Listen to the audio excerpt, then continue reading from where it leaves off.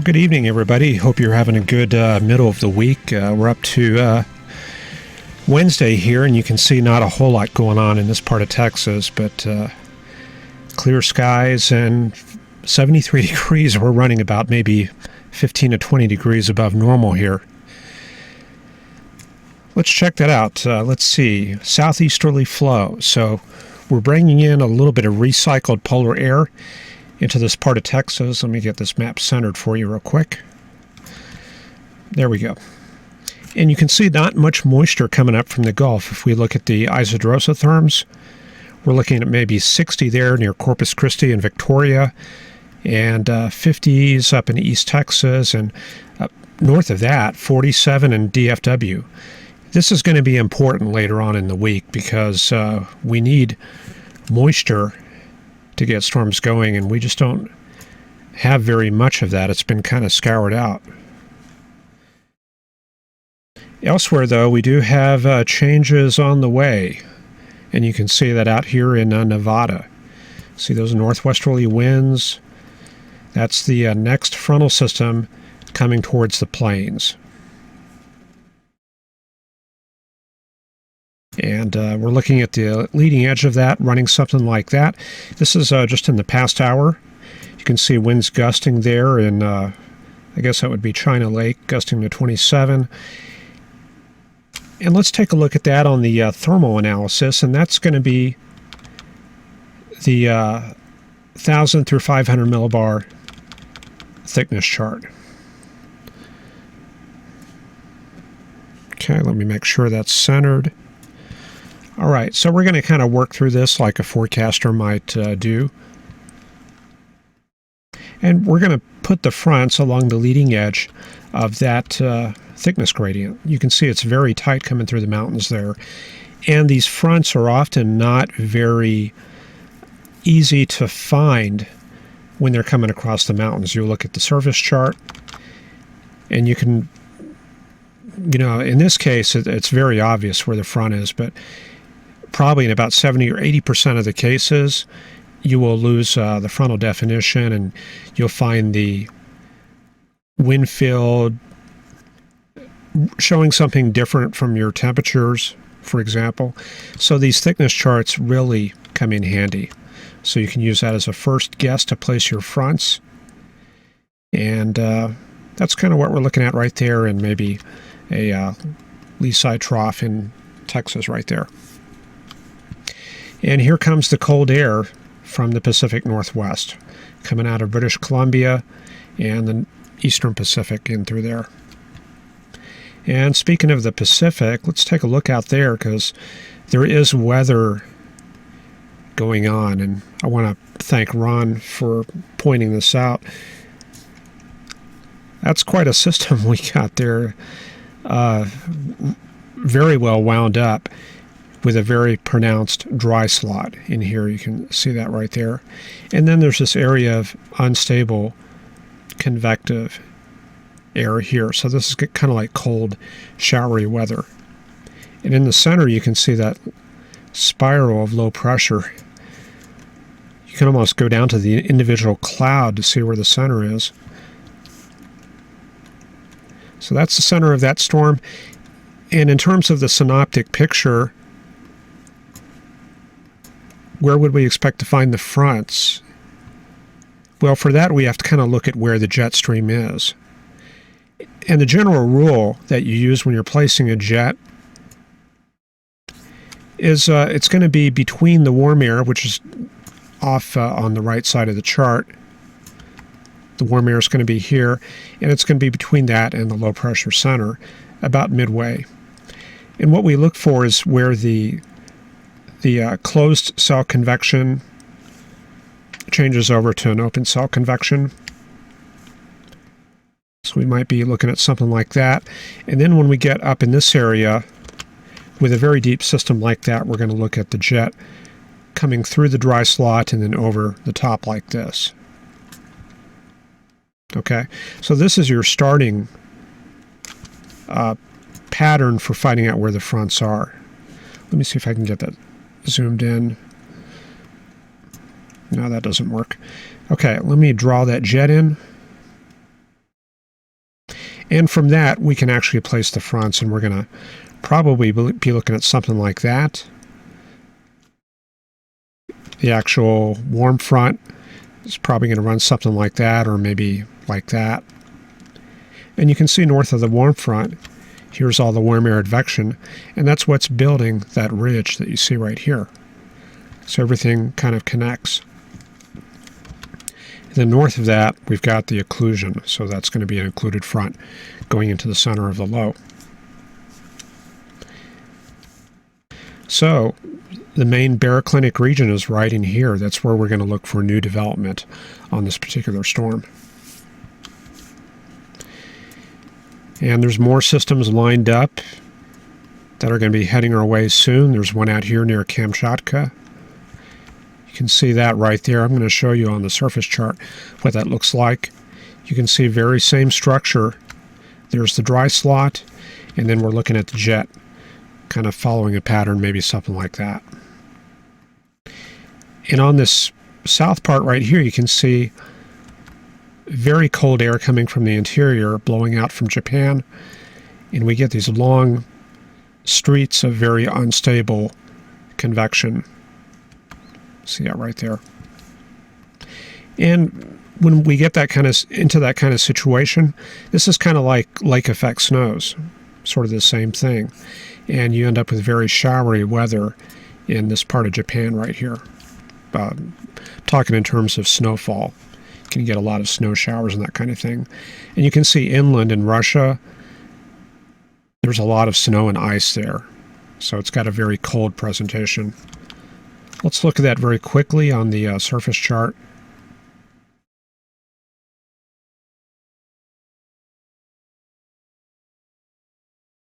There we go. This is the Sea of Okhotsk right here.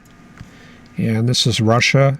You can see some very cold temperatures inland. You get a little distance in here and you're down below zero. And this is in Fahrenheit. And we've got this one low here, 972 millibars. That would probably be about a Cat 1 or Cat 2 hurricane if that was further south.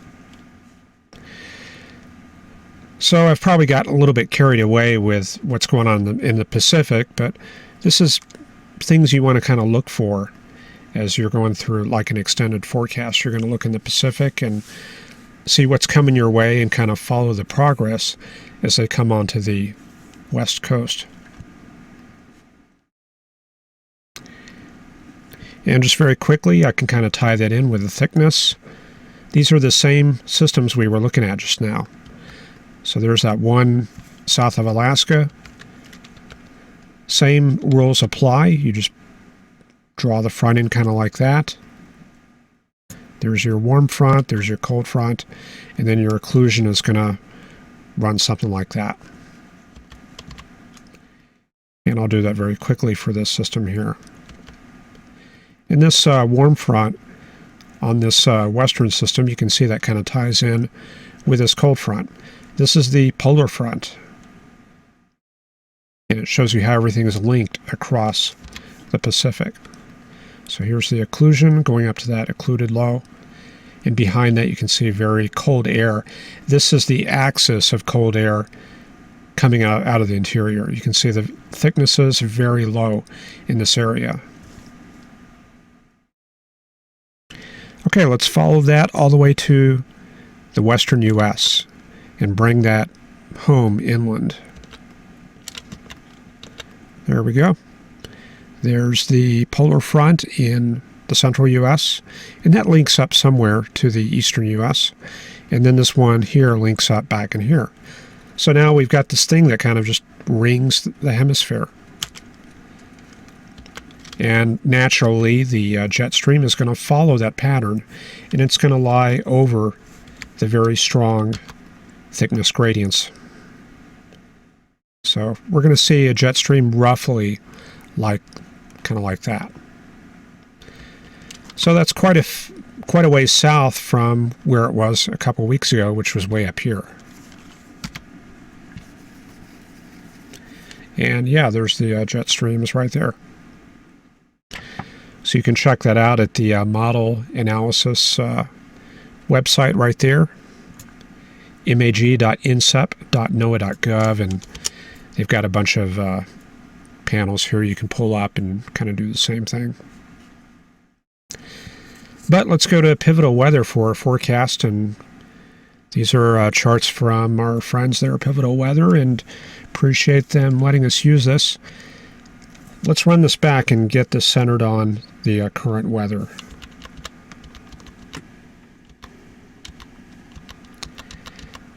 And I've missed a little bit of what's been going on here. There has been extreme fire weather danger here. I looked over on chat there, and somebody mentioned code red for Georgia. Yeah, Michael there. Yeah, that kind of triggered something in my brain about fire weather here in Kansas, because it's been very blustery and very dry in that region. And let's just check out very quickly where the drought is. And if you go to your search engine and put in the drought monitor. I don't know if any of you have checked this out, but that gives you an idea where the dry weather is. And you can see Georgia, they are hurting there for rainfall, unfortunately. And California, of course, looks bad as usual, but it looks a little bit better than what we've had in months past. So hopefully we'll be bringing some more of this rain into California over the next week or two. So let's plot out our forecast here. There's the current analysis. We've already done this, so you know how that goes. Okay, so move that forward to tomorrow. And I will tell you that these systems are already moving faster than forecast. By the time you check in on the webcast tomorrow night, this is what we're going to be looking at here. Thursday night, cold front is going to be oriented from Amarillo down to about Carlsbad, Holloman Air Force Base, around there. So there we go. It's starting to come out into the plains. And as far as where the dry line is going to be, let's take a look. I did pull up the dew point panel.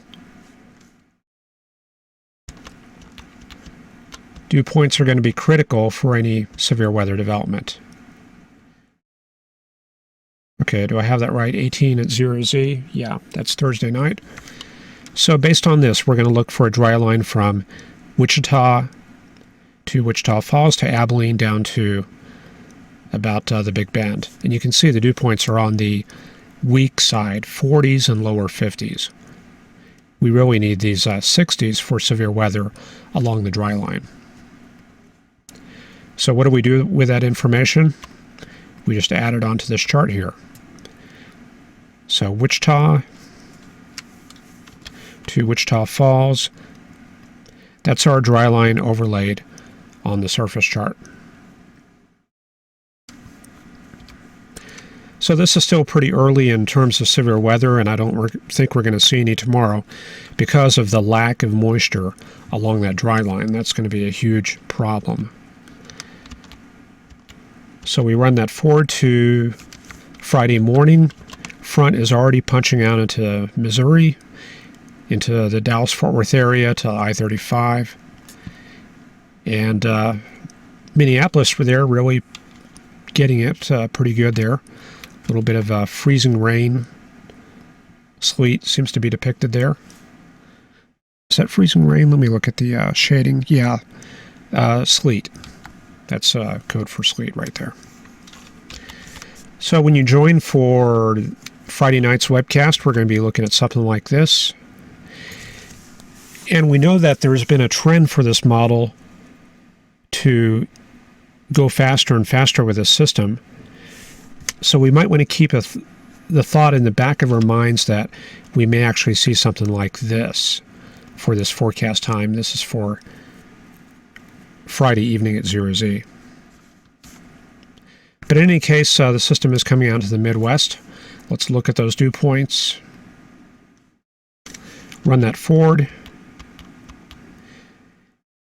And yeah, the 60s are going to be confined to Arkansas and Louisiana there. Let me see here, 19th at 0Z, Friday night. Yeah, it looks like we really lose the moisture here. It gets mixed out. So 60s confined only to Louisiana right there. Moisture has been scoured out from Indiana down to Tennessee. So there goes our chances for thunderstorms. Then for Saturday, cold air punches out into the northeast U.S. right there. Front coming into New England. And then high pressure moving into Texas. And things start to deteriorate ahead of this next Pacific system. And I'll run through this, and you can see the next system moving through the southern Rockies. This is going to be on the 22nd, next Tuesday.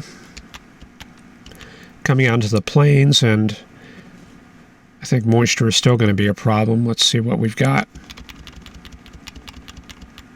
Monday, Tuesday. Well, it looks like we squeak out some 60s all the way up to Tulsa and Fort Smith, so we'll have to keep an eye on that.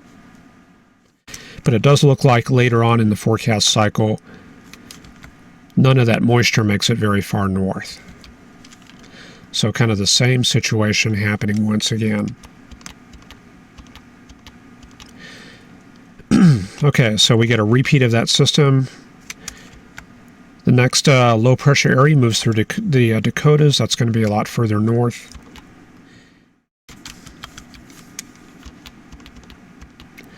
That's going to be a Great Lakes system, looks like. High pressure, plateau high in the Colorado area, and here's our next system coming into California. This is on the 27th. And I did want to mention the Thanksgiving forecast for the 24th. Let's take a look what that looks like when you've got the turkeys being made, hanging out with family that you don't really want to hang out with, maybe. Okay, let's paint this out very quickly. Looks like some cold weather for the Northeast and the New York area, kind of off the edge here. Very good conditions across the central part of the country, all the way back to the Rockies. And then just a little bit of clouds associated with this next shortwave in the Montana, Wyoming area, Salt Lake City. That doesn't look to be too much of a problem. So overall, it looks pretty good for Thanksgiving, most parts of the U.S. And we'll go ahead and wrap this up. High pressure moving in at the end of the forecast period on the 30th through December 1st. That's going to be probably a very deep polar high moving southward. And 540 line all the way down to Indiana, down to Kentucky or Kansas, down to Utah. And when I say the 540 line, I'm talking about the 540 decameter thickness line. These values right here. The 540 line is used as a rule of thumb for differentiating winter weather from liquid rain, where that's falling. So that gives you a pretty quick idea where your snow threat is going to be. And you can see that the forecast depiction pretty much follows that very closely. 540 line right here, and you can see that it paints rain in Missouri, snow in Iowa on the other side, and same situation up here. 540 line here in Ontario, snow on one side, rain on the other. So that works pretty good. And yeah, even out in California, same thing. 540 line right there, differentiating snow from rain. So that's another thing to keep in mind there.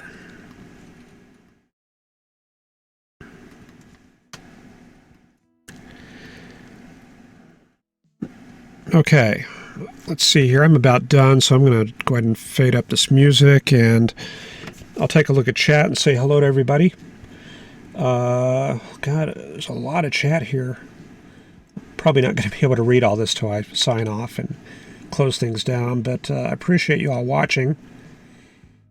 And I'm thinking about maybe doing a forecast chart exercise either tomorrow or Friday.